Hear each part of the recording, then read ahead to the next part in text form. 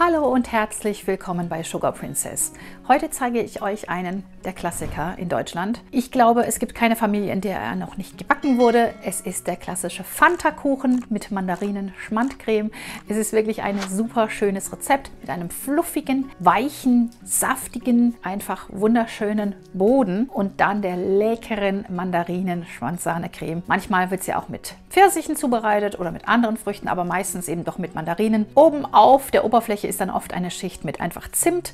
Ich werde den Kuchen heute mit Mandarinen und Erdbeeren zeigen, passend zur Jahreszeit. Und ich verwende zum Backen mein Sugar Princess Backblech mit meinem Backrahmen. Da seht ihr die Krone. Ich bin ja immer noch ganz stolz auf diese eigene Backlinie. Ich zeige das mal ganz kurz. Das hat so wunderbare Wellen, das heißt, es gart besonders gleichmäßig durch. Wenn ihr es umdreht, könnt ihr gut Pizza auf dieser glänzenden Seite backen. Da wird die Pizza wunderschön kross. Wir nehmen natürlich jetzt hier diese Seite, wo man auch den Backrahmen gut reinstellen kann. Und dann kann man den einfach ausziehen und er hält dann hier wunderbar fest. Und ich werde noch ein Backpapier einspannen und den Ofen vorheizen auf 175 Grad Ober-Unterhitze oder 150 Grad Umluft. Alle wichtigen Zutaten und alle Utensilien für dieses Rezept und auch für alle meine anderen Rezepte findet ihr bei mir im Sugar Princess Shop. Der ist hier unten unter dem Videotitel in der Videobeschreibung verlinkt und da müsst ihr da nicht lang suchen. Wir starten gleich in die Zubereitung unseres leckeren Fanta-Teiges. Während nun mein Ofen vorheizt auf 180 Grad Ober-Unterhitze oder 150 Grad Umluft, gebe ich mir 5 große Eier in eine Schüssel. Hinzu kommt eine Prise Salz. Natürlich Zucker dazu, und zwar 300 Gramm. Ich gebe einen Teelöffel Vanilleextrakt hinzu, ungefähr. Und das harmoniert immer schön mit der Fanta. Dann nachher etwas abgeriebene Orangenschale kommt noch mit rein.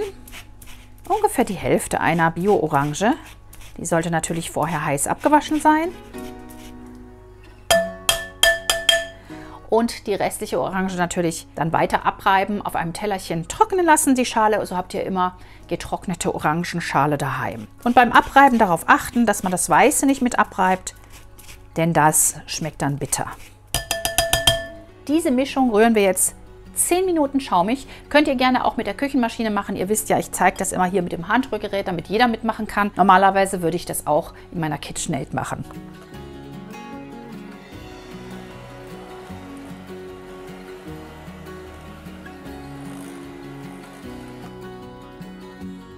10 Minuten habe ich jetzt die Masse gerührt mit dem Handrührgerät.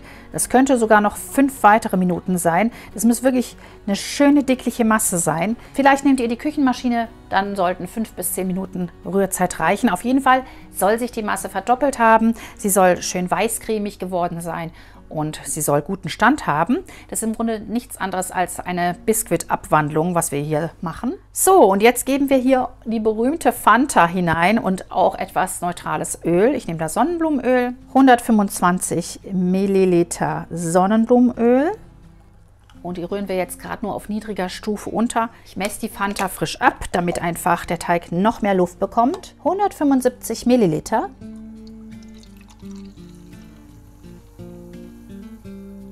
Ungefähr 175. So müsste es stimmen. Die auch noch dazu rühren. Und seht mal, was da passiert. Die reagiert sofort mit der Masse.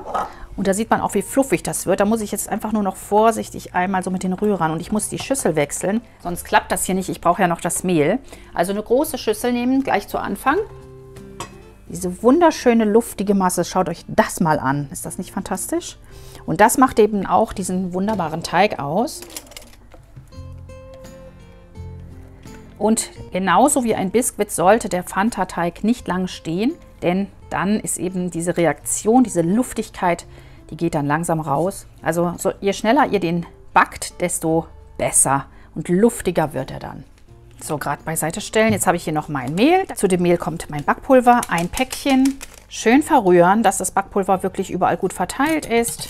Und wir können das jetzt hier am besten wie bei dem Biskuit übersieben und dann einfach unterziehen. Am besten in 3 Portionen. Und schön unterheben, schön luftig. Und da seht ihr, was für eine wundervolle Biskuitmasse das ergibt. Schauen, dass keine Mehlnester entstehen, also immer so ein bisschen schütteln, Zweite Ladung.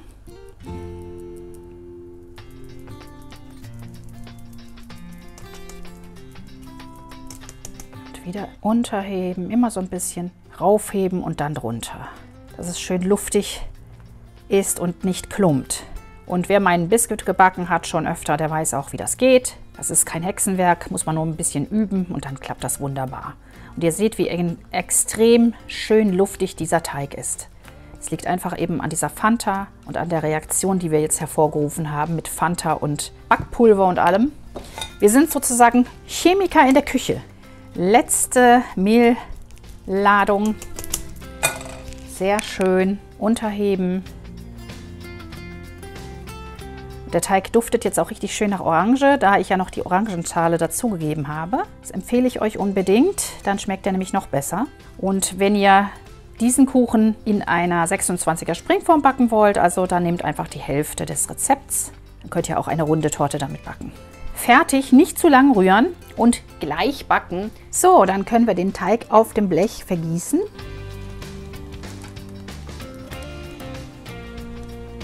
Ja, manchmal ist unten noch so ein bisschen was von dem Öl, setzt sich gern unten ab, das noch ein bisschen reinstreichen, wenn es oben drauf liegen sollte. Wahnsinnig fluffig, super lecker. Der Ofen ist hoffentlich bei euch allen jetzt auch schon vorgeheizt. Bei mir ist er schon vorgeheizt. Und dann kann das Blech auch gleich in die Mitte des vorgeheizten Backofens und darf dann so 25 bis 30 Minuten backen. Dann machen wir natürlich die Stäbchenprobe. Während der Backzeit den Ofen nicht öffnen. Gerade noch mit der Streichhilfe verstreichen, dass wir einen gleichmäßigen Boden haben. Die Seiten der Form habe ich nicht gefettet. Dann kann unsere Biskuit-Variante, unser Fanta-Biskuit sozusagen, kann dann wunderbar hochsteigen an der Seite, kann schön klettern. Und durch die Wellen in meinem Backblech wird er auch wunderbar gleichmäßig garen.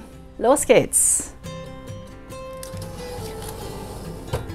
Und ich backe auf Umluft 150 Grad. Erstmal 25 Minuten. So, 25 Minuten sind rum, auf den Punkt genau. Und ich denke, er ist fertig. Ich habe schon ein paar Mal eingestochen.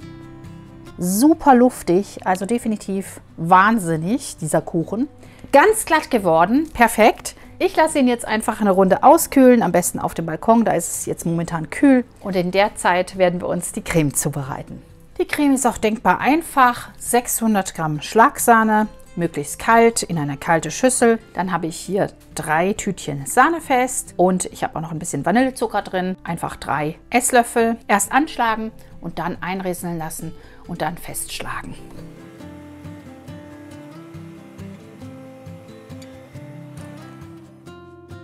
Den einen Teelöffel Vanilleextrakt noch dazugeben.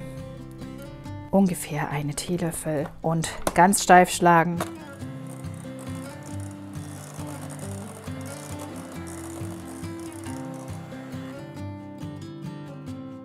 Und dann können wir uns auch schon um unseren Schmand kümmern. Das war 500 Gramm, 2 Becher.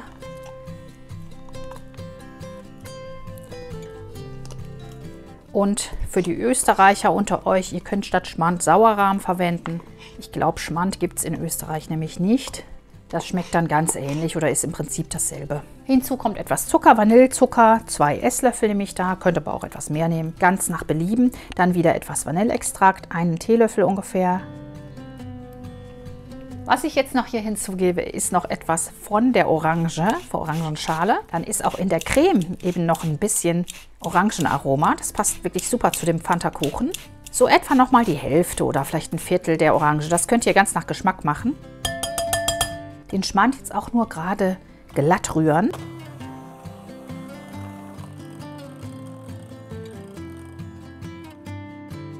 Das reicht auch schon. Er soll jetzt nicht flüssig werden, sondern einfach schön mit dem Zucker verrührt sein. Und dann haben wir ja hier unsere Sahne.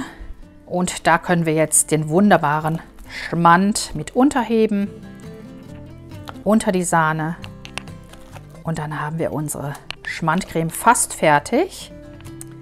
Gerade miteinander so ein bisschen verheben, dass sich alles schön verbindet. Es geht auch umgekehrt, die Sahne in den Schmand rühren, wurscht eigentlich. Nur hatte ich jetzt hier die größere Schüssel bei der Sahne, deswegen, man muss ja immer gucken, dass es auch reinpasst. Aber wie rum ihr das macht, ist eigentlich nicht so entscheidend. Und ihr seht, was für eine fantastische, leckere Creme das wird. Gerne auch noch nach Belieben noch mehr Orangenschale zufügen, wenn ihr möchtet. Sehr, sehr schöne Creme. Schaut euch das mal an. Und hier habe ich jetzt auch schon meine Mandarinen. Das sind 3 kleine Dosen. Die habe ich mir abgetropft. Und wenn ihr möchtet, dann könnt ihr nachher den abgetropften Saft auch für den Guss verwenden, falls ihr einen Guss verwendet. Und vorsichtig unterrühren. Und wenn ihr größere Früchte habt, so wie Pfirsiche, dann vielleicht ein bisschen würfeln, dass sie nicht ganz so groß sind. Aber ich finde, bei Mandarinen braucht man das eigentlich nicht.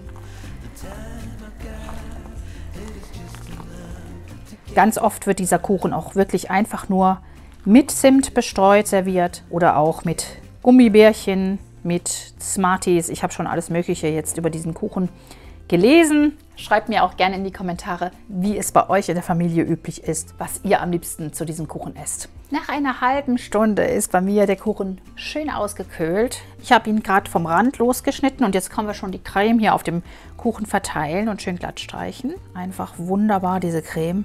So lecker.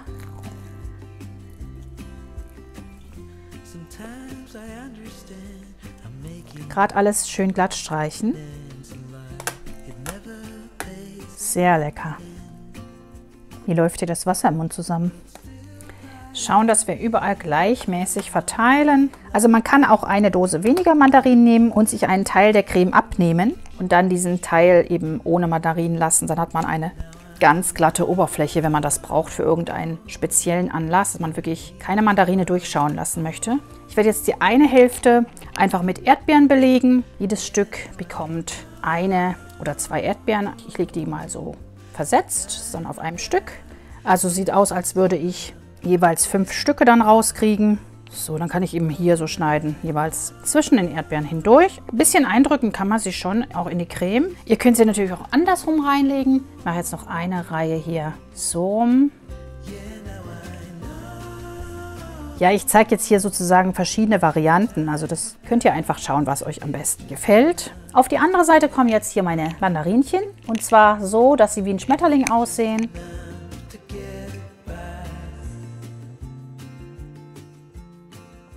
Hat gerade gereicht, also am besten 2 kleine Dosen noch zur Hand haben. Jetzt fehlt uns nur noch unser Guss. Eigentlich würde man ein Blech machen mit nur Erdbeeren, ein Blech nur mit Mandarinchen, ein Blech nur mit Zimt. Man kann aber auch dritteln, dann hätte man sogar so einen Deutschlandkuchen, also Zimt, Erdbeeren, also Schwarz-Rot-Gold, ja, und Schmetterlinge. Geht auch zu einem Fußballspiel zum Beispiel. So, ich rühre mir noch jeweils 2-mal einen Tortenguss an, einmal einen hellen gelben für die Mandarinen. Und dann habe ich hier noch einen roten Tortenguss. Jeweils ein Päckchen mit ein wenig Zucker, unterrühren, aufkochen und dann kann man es ein bisschen abkühlen lassen, so ungefähr 10 Minuten und dann über die Torte geben, damit wir unsere Früchte so ein bisschen konservieren. Kurz kochen lassen, so höchstens 1 Minute.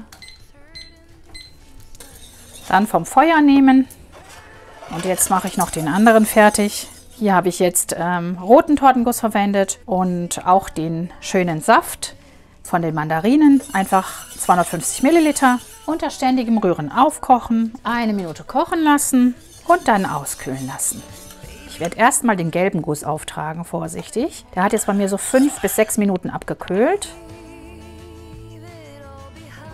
Der Guss darf so ein bisschen rüberlaufen, das macht nichts. Der läuft auch ein bisschen in die Rille rein, die ich gemacht habe. Das ist ganz gut. Passt ganz genau, also die 250 Gramm Flüssigkeit müssen es wirklich schon sein. Sonst hat man zu wenig für ein Blech. Jetzt gebe ich den roten Guss hier rauf. Dann fange ich mal hier an der Seite an. Schön über die Erdbeeren gießen.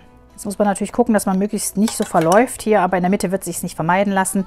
Es ist ja auch nur, um euch zu zeigen, wie schön es beides aussieht. Ihr macht dann vielleicht einfach ein Blech mit allem. Und wer ein Lineal hat, was in die Mitte passt, der kann natürlich gerne ein Lineal in die Mitte geben und sich hier so eine Barriere bauen. Und da sieht man jetzt, wie schön das dann aussieht mit dem Guss. Fast perfekt.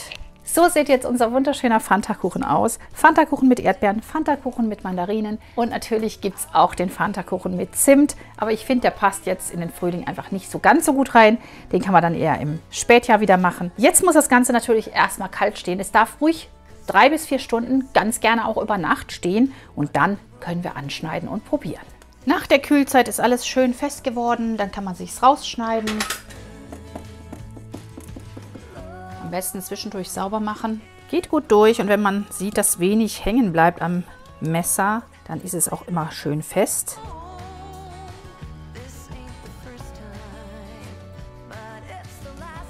So sieht jetzt unsere Schnitte aus. Und wir haben unsere Stücke ja durch die Früchte schon vorgegeben. Und Messer natürlich immer zwischendurch sauber machen.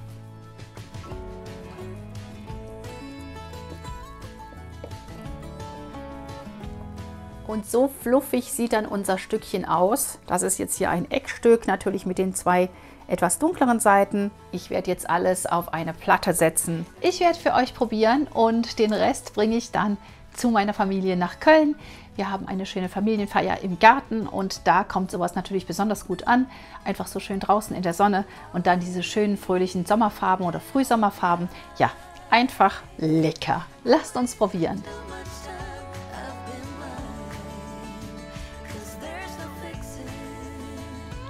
Sehr lecker, sehr luftig und leicht und schön fruchtig, cremig. Und jetzt kommt der mit den Mandarinen. Ein sehr schöner Kuchen für den Sommer, für den Frühling, perfekt zum Mitbringen für eine größere Party oder eine größere Feier.